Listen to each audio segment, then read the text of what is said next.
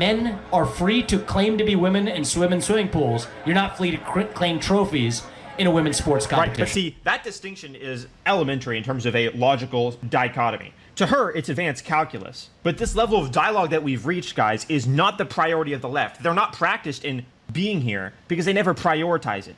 What they prioritize instead is the demonization of any person that is not a part of their group so that they can say, this is a bad person, therefore I don't have to listen or contend with anything they have to say. This is how you see low IQ degenerate women who can't articulate a single argument thinking narcissistically and frankly psychopathically that they're somehow better than others, such that they can smile and smirk while being surrounded by a bunch of people who are scorning her for being low IQ and not being able to articulate an argument. Because she's been indoctrinated in college to only see the world in terms of power disparities, not decipher it in terms of logic, reason, rationality, to understand the objective nature of any system or reality. Instead, she's been fed a one-dimensional analysis of oppressor, oppressee, where ideas have so little weight in comparison to adherence to the cult that they're essentially meaningless, and being asked to articulate them is the same as being asked to engage in theater, almost perversely enough, in an act of bad faith. Because in the left, who asks you to engage in ideas? You're a good person just as a result of saying the right lines, identifying with the correct identity, and acknowledging other people's identity and attributing to them the correct amount of counterfeit virtue as a result of their hypothetical victimhood. That impressive video is a young man by the name of Abraham Eyre, and he joins us right now. Abraham, I hope I got your last name correct. Abraham joins us. Abraham, thank you for joining us. Our team sent that video to me over the weekend. I was very impressed. I said, get him on the show. I'll be very honest, Abraham, I don't know very much about you, and we're meeting for the first time. Why don't you introduce yourself to the audience and the work that you do? Thank you, Charlie. Thank you for having me on. I'm glad you got to see that video. I was actually hoping that one day you would get to see my analysis because that video that I saw of you talking with that girl just completely surprised me. But anyway, my name is Abraham Eyre. I'm 23 years old. Since the age of 17, I've been obsessed with understanding the architecture of the left-wing ideology, in particular Marxism, because I view it as the greatest existential threat to civilization and humanity. I could talk for 2 hours about the nature of Marxism, but one of the most fundamental aspects, I think, is its feminine denial of objective reality and any type of objective system or framework that makes sense of the world, like reason, rationality, logic. You definitely got to see that represented in that video, almost to such an extent that I thought, is this a script? Because this girl, started off with emotional attacks and then ended up like sexually exposing herself to you, which was just so bizarre to see. Freud would have a field day, that's for sure. But yeah, I'm 23 years old. You can find my YouTube channel. I upload daily, so that's kind of what I've been doing for the last year and a half. After COVID, I decided I had to speak out because things were getting insane. The left was going off the rails. Well, you have a great talent, and you're welcome here. So let's dive into it. Thank you. I could play more of this video, but let me just summarize this for the audience in the sake of time. So it was not staged, and forgive me for my voice. I'm doing my best to try to fight through this. I lost my voice. It's totally fine. I lost my voice completely understand. on campus. Yeah. So screaming at all these people. Outdoor talking, Blake, is the easiest way to lose your voice, by the way. Yeah, and to be clear, not really screaming at people. Not just screaming, sort of, just have it amplifying. Yeah, exactly. So Abraham, Right. This was not staged. I was there next to Vivek Ramaswamy. This young lady comes up, and she is guns a-blazing, and she is very aggressive. She's also pathological. I don't say that lightly because she said, I don't know who you are. And then 20 seconds later, she recites all this information about me. She knows my age. She knows my YouTube information. So it's like, I didn't even know who you were. Okay, whatever. But what about this video, and we'll play the clips throughout our conversation, Abraham, was demonstrative about a more macro problem we're seeing in the country? Because I don't want to pick on this young lady.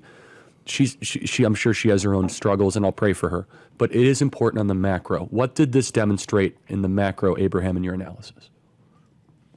Well, I think that the left doesn't believe in truth as a concept. So when you saw her not caring about reason, logic, or ideas on any level, that wasn't just that wasn't an accident. And I don't say that lightly. I think it is actually a technically true statement that the left doesn't care about the concept of truth, because when you look at postmodern neo-Marxism, what's clear is that they demonize any system of making sense of the world as inherently oppressive, toxic, patriarchal, corrupt, predatory.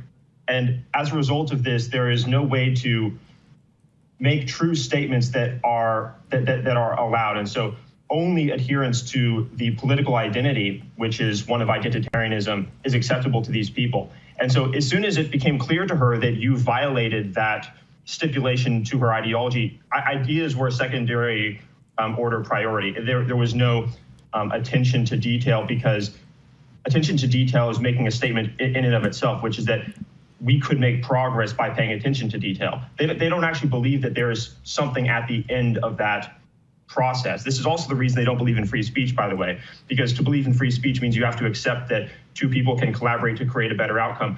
I don't actually believe they believe in the concept of a better outcome, because there's nothing greater than their ideology. And their ideology doesn't, again, it rejects any objective system like logic as inherently oppressive.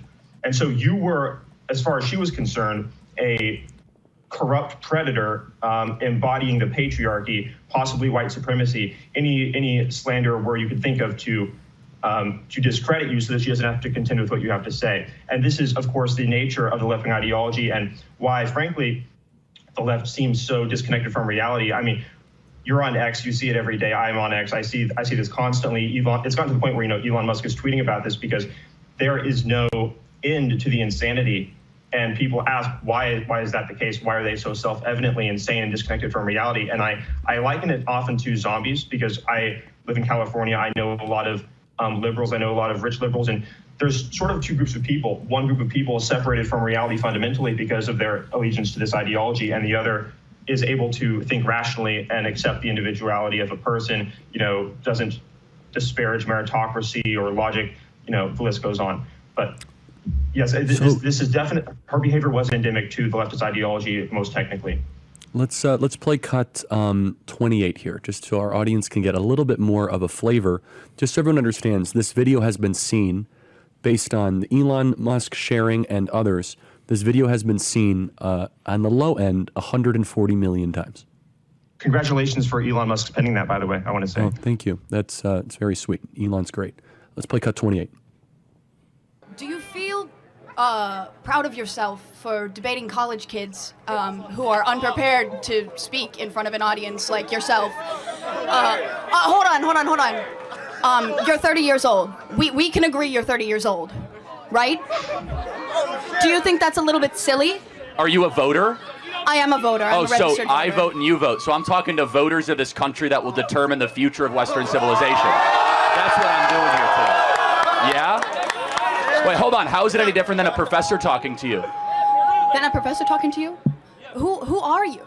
Well, important enough for you to come up to a microphone. Actually, when I first saw this ad, I thought it was like an improv comedy thing. It looked so ridiculous that I didn't even think it was real. Well, no, you could see. Look how popular Trump is on your campus. How does that make you feel? That's not comedy. That is a 5-alarm fire for Kamala Harris, because she's probably going to lose Pennsylvania. But no, I just want to be clear. Is there something wrong with talking to voters? No, there's nothing wrong with talking to voters. Well, that's what we're doing here today. It's an open mic. I think that you push a dangerous agenda. About 45 seconds, Abraham. What does that video tell you? Well, it seemed like theater to me, because you could think of it as emotional criticism or emotionally lashing out. When she was doing that to you, it almost seemed as though she didn't believe her own words. And again, the reason for that is because there's no truth outside of the left-wing ideology as far as they're concerned. They don't have to make sense. They don't have that standard the way you and I care about being logical or representing objective reality. Objective reality is their enemy. They demonize it because it is oppressive. And she's, it's disingenuous, but you could tell that she knew as she was saying the words that it was completely disingenuous.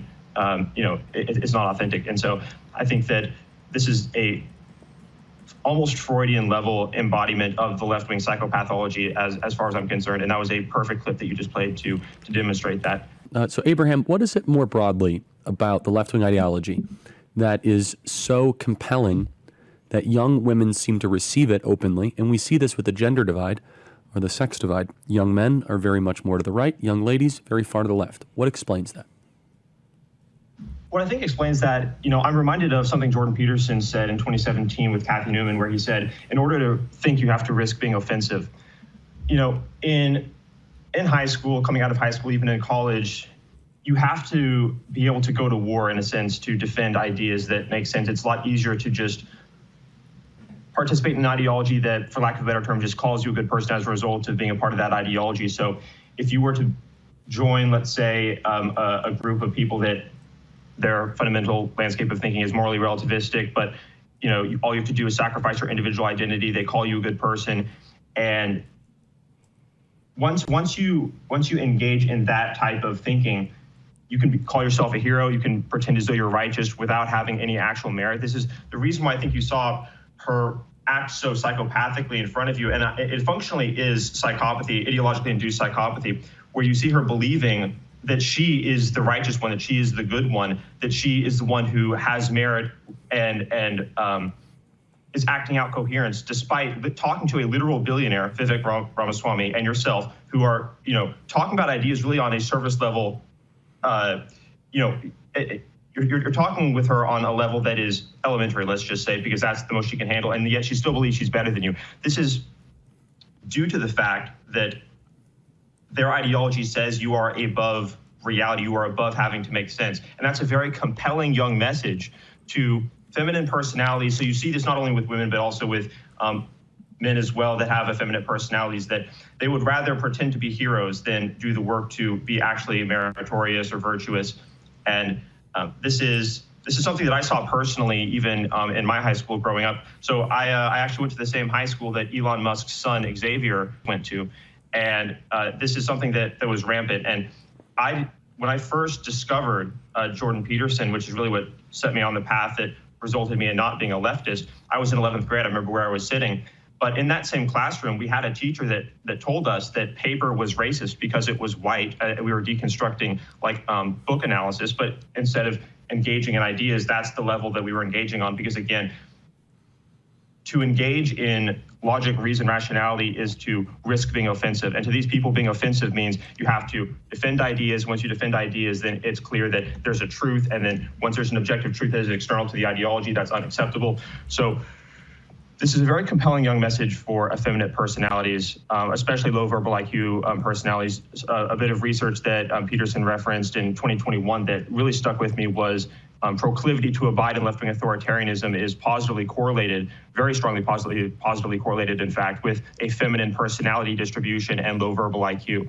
And so this is the reason why you see, I'll just be honest, so many podcasts and characters like, and they're not just characters, I don't mean that in a disparaging way, but people like Andrew Tate, et cetera, that are speaking out against this effeminate programming, or you could call it a psyop of civilization, because once you reject the necessity to risk being offensive, then you can basically program people with whatever message you want, and at the same time, of course, destroy the nuclear family and any resistance to this heinous groupthink. So Abraham, about a minute remaining. This is the difficulty, you're pinpointing it. And the video is very clear. How do you win them over if they don't believe in dialogue? Yes, that's the question. That's what, right.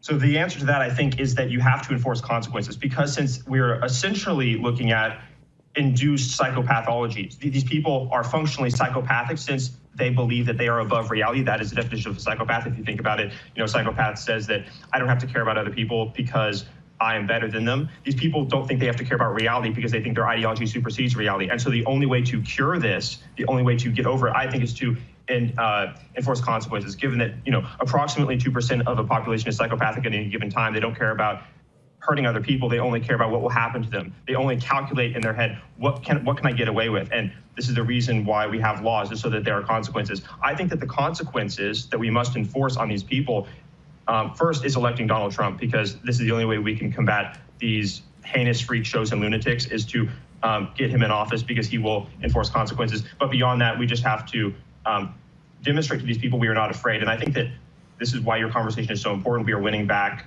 the expectation that we are not somehow in the wrong for calling out girls as broken as the one you spoke to, as she's clearly not virtuous. And yeah, so Abraham, I want to have you back, and we can do an entire hour, and you kind of dissect all of our campus stuff. We'll send you some videos. You guys can do that, and we'll have you back. Thank you.